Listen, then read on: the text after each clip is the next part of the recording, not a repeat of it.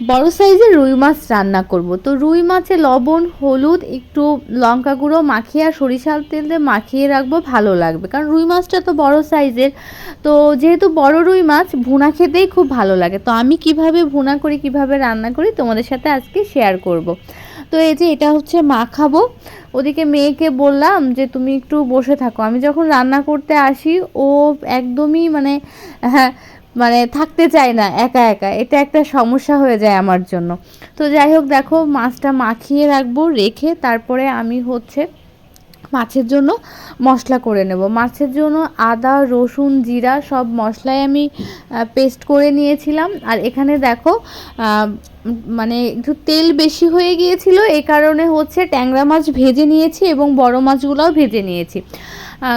ওই ট্যাংরা মাছটা দিয়ে আমি একটা চচ্চড়ি বানাবো, সেটা হচ্ছে মূলা দিয়ে চচ্চড়ি, খুব ভালো লাগে খেতে। নামানোর আগে সরিষা বাটা দিই। আর এখানে দিয়ে দিলাম হচ্ছে জিরা, দিয়ে দিয়েছিলাম তেলের ভিতরে, আর দিয়ে দিলাম হচ্ছে পেঁয়াজ কুচি। পেঁয়াজ কিন্তু আমি বেটে দিইনি।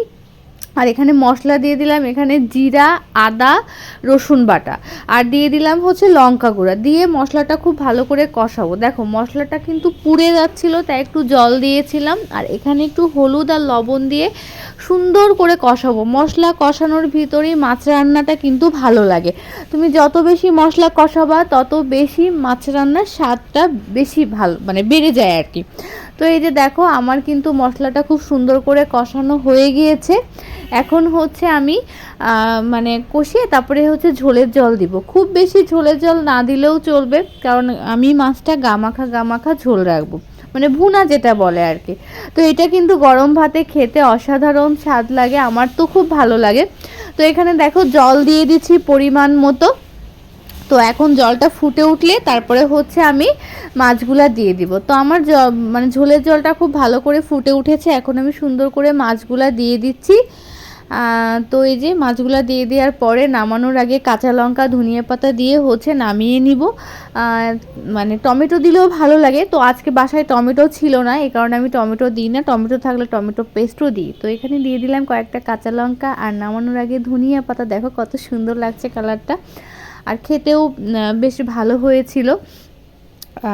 তোমাদের দাদাভাই বলেছে খুবই ভালো লাগছে, অন্য দিনের তুলনায় ঝাল, লবণ সব কিছু ঠিক ছিল মাছটাতে। আর যেহেতু বড় মাছ, এভাবে রান্না করলে না মাছের ভিতরটা একদম অন্যরকম একটা জুসিনেস ভাব আসে আর কি, খুব ভালো লাগে খেতে।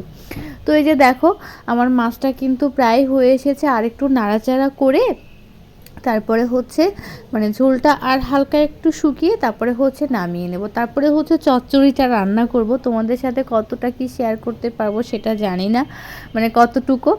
তো এভাবে তোমরা একবার হলো মাছটা রান্না করে দেখো, অনেক বেশি ভালো লাগবে। আমি কিন্তু একটু বেশি পরিমাণেই মাছ রান্না করেছি।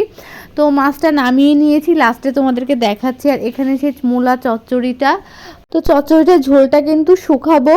তো কাঁচা লঙ্কা দিয়েছিলাম, তারপরে হচ্ছে জিরা বাটা দিয়েছি, এটা একটু আদা বাটা, আর নামানোর আগে একটু সরিষা বাটা দিয়ে নামিয়ে নিলে চচ্চড়িটা দারুণ হবে। এটাতে শুধু চিকন চিকন করে মূলা দিয়েছি, কিন্তু খেতে ভীষণ স্বাদ হয়েছিল। তো এই দেখো রেডি হয়ে গিয়েছে আমার হচ্ছে ট্যাংরা মাছ দিয়ে মূলা চচ্চড়ি।